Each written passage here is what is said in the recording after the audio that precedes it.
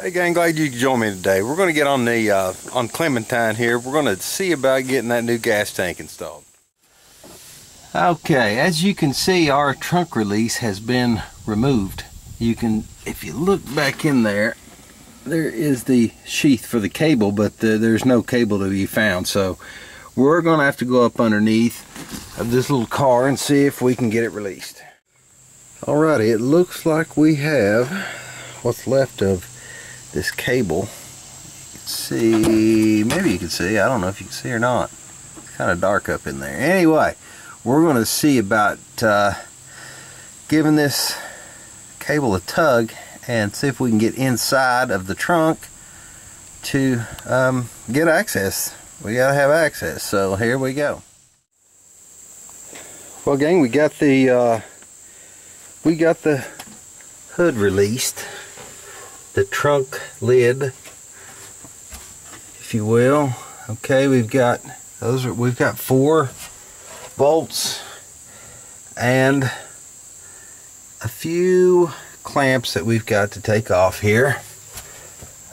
We'll deal with all of the fuel tank cinder whenever we get it out. We'll take it in the shop. I don't know if you're going to be able to see this from your angle or not.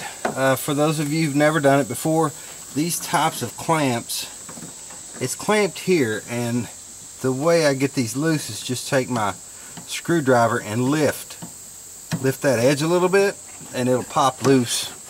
See if I can stay out of your line of sight there and get this one. There it goes, it just pops loose. The smaller ones can't do that with. I'm going to let me get a pair of side cutters. These I'll just cut with this little piece of hose out of my way. I hope you're still in the camera angle. If not, I'll have to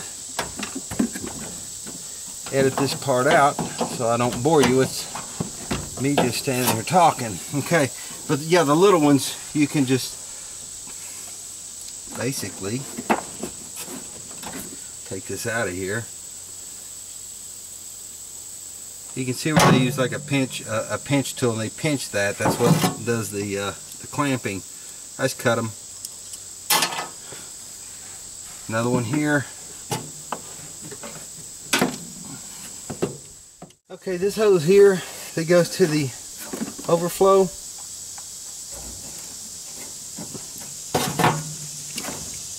I took my channel off and just freed it up.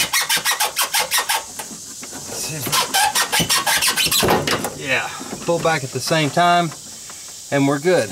I'm gonna go ahead, because I couldn't get you a good camera angle, I just went ahead and got those 2 hoses off that side, doing the same thing, taking my side cutters, clipping the top off the little clamp. Okay, now we are going to take these bolts out.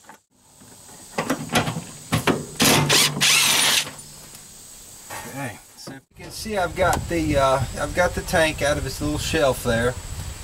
What I did, just lifting up on this lip, okay, popped it up and pulled it back this way, and it pops right out of the shelf. You've got another clamp right here for your fuel out. Okay, got it popped loose, just like that. Take my channel lock, see if we can ease this line off here.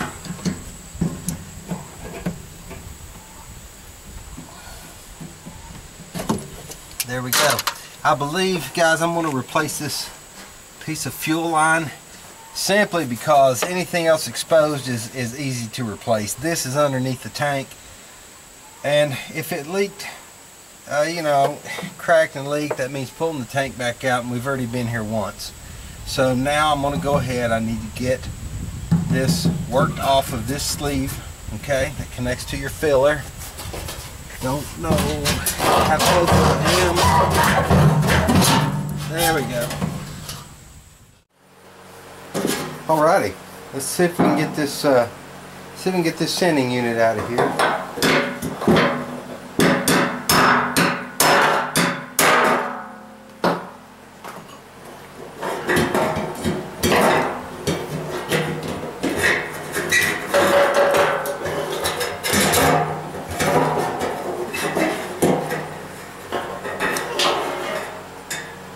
Twist and turn. There we go.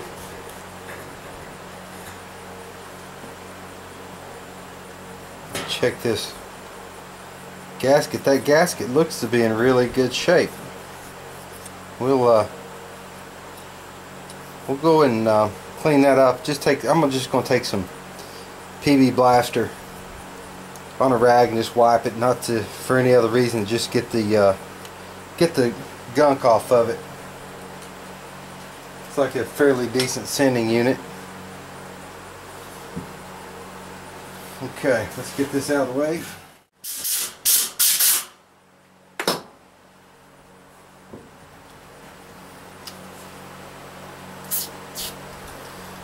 Just a little PB Blaster to make sure that we don't have anything we don't want between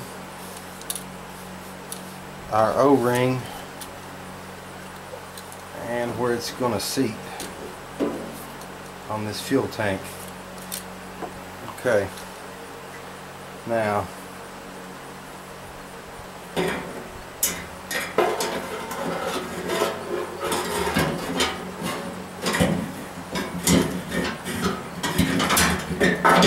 there we go.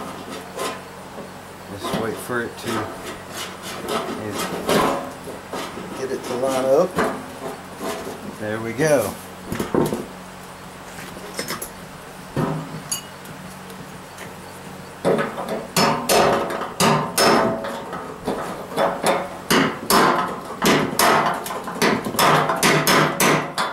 Alright, that tank is ready to be installed.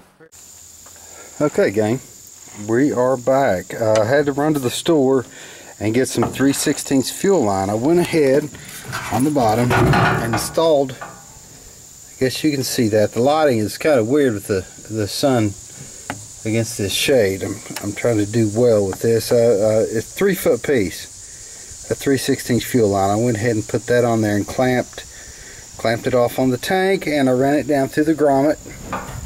It goes under the car. 3 foot's more than enough.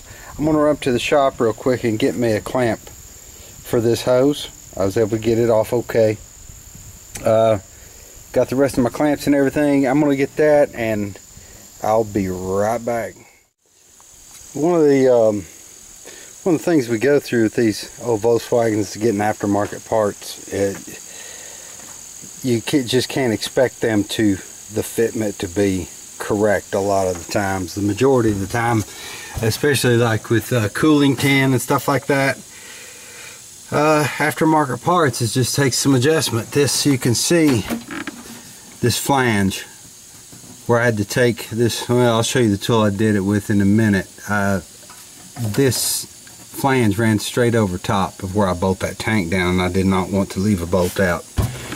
This one, I had to trim it just a little bit too. You can see that. What I'm going to do is go ahead and put my clamps, the tank clamps here, and the bolts through the holes while I work on this side over here. I don't want it shifting around and just go be bouncing back and forth one side to the other. You can see this one. That is very, very, very close to where I don't want to be doing any cutting. I think we're okay though. I don't think that's a problem. Back here, it's the same deal. And that's aftermarket parts. It's the way that it is. I've dealt with this for years. So don't be discouraged. You know, if you're new to this, you're gonna have to get creative at times. I'm just using a burr on my 1/4-inch die grinder. Okay, and I'm taking just that little material off. I marked that with it's a Sharpie, little Sharpie there, copper colored Sharpie. Okay, I'm going to go ahead and prop this. I was just using that pry bar there to get under it, lift it up, and I put a little socket under the flange while I work. I won't bore you with that process, and I can't get a good camera angle on it anyway. but basically you just take off just what you need. Take it off. Another thing too, when I was getting the tank put in, I had to, because it's just probably another, get that air hose is leaking. Probably just that this tank might have just been a smidget taller or whatever. I had to take the air box off to get that tank fit in there. I've wrestled it, and it's just whatever, you know. Sometimes you just have to shake your head, scratch your head, whatever. Anyway, I'm gonna trim that up and we'll get on with this. Okay, here is more. Guys, you have to love, you have to have a passion for Volkswagens to put up with all the nonsense that goes around building one. These aftermarket parts will drive you out of your mind if you're not careful. This filler neck, after I got everything buttoned up concerning the tank, minus the fuel sending wires. I got to get those signal wires back on there. I got everything buttoned up, got it bolted down, and I noticed that something didn't look quite right with the filler. And the filler neck was pushed. Well, I've kind of got it seated. Now let me get this freed up. I got it seated back in the...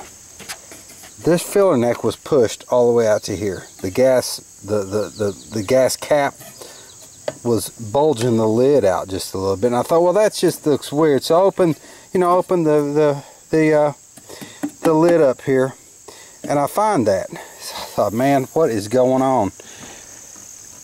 I had to cut off in order to, let me get it seated again, back down here. In order to get that there and this seated where it's supposed to be, I had to cut this much off of my filler neck. Okay, I cut that much off with my cutoff wheel. Still wasn't enough. Now I'd come and cut that off. Now all I have to do is get this lined up, put the sleeve on there, and of course I've got to reconnect this. I had to take that off to do the work I was doing. And then I'm going to take care of my signal wires there for the sending unit. And I've got another one of these venting wires here, or venting tubes, venting hoses. I need to get all those things buttoned up. But anyway, I want to just check in, and I don't know, maybe it's just the camaraderie of it. Maybe it's just to give a word of encouragement to you dudes that are out there doing the same thing I'm doing. Man, you have to love these things. You have to love them to put up with aftermarket parts.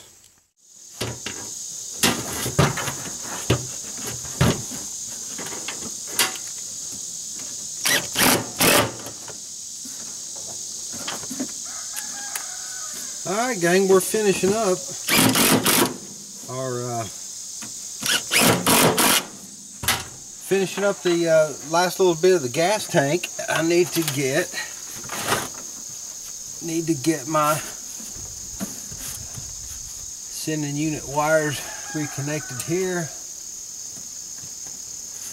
and that will be that.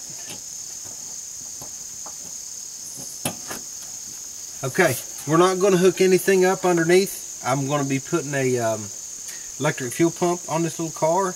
I think I've explained before why I'm doing that, but I'll run through it again. Any little bit of power that I can put to the wheels that would be used by something else, I want to do that. Fuel pump is not going to take a whole lot of energy from your motor to run that, but if you have an electric fuel pump, you're going to save a little bit of labor on your motor. Every little bit counts. All the rest of this, all this duct work, I'm going to have to go through all of it. It looks like we have had vermin that have chewed around on everything. I've got another piece here that'll have to be hooked up. But anyway, yeah, we're done with the gas tank. I appreciate you putting up with my little rant. I do get a little bit aggravated with these aftermarket parts because you kind of have your mindset of how your day's going to go, and then it can be detoured with aftermarket parts at any given time. So anyway, we're going to wrap it up here, guys. Thanks for watching. Appreciate it.